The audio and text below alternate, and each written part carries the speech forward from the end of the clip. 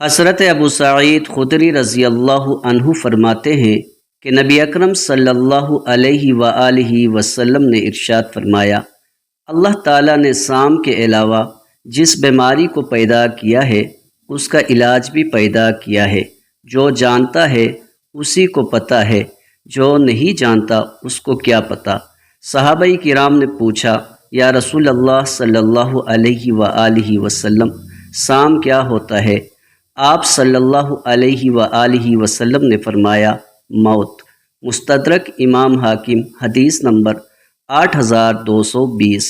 حضرت حکیم ابن حزام رضی اللہ عنہ کے بارے میں مروی ہے کہ انہوں نے عرض کیا، یا رسول اللہ صلی اللہ علیہ وآلہ وسلم، ہم جو دم کرواتے ہیں اور جو دوائیں لیتے ہیں، کیا ان کی وجہ سے تقدیر بدل جاتی ہے؟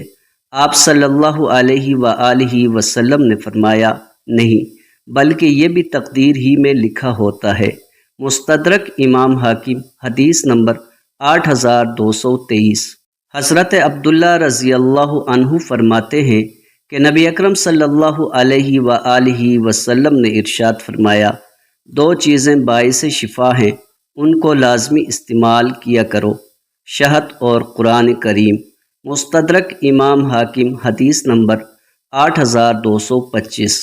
ام المؤمنین حضرت عائشہ رضی اللہ عنہا فرماتی ہیں کہ رسول اللہ صلی اللہ علیہ وآلہ وسلم نے ارشاد فرمایا، ہر شخص کے سر میں جذام کی ایک رگ ہے جس میں خون جوش مارتا رہتا ہے۔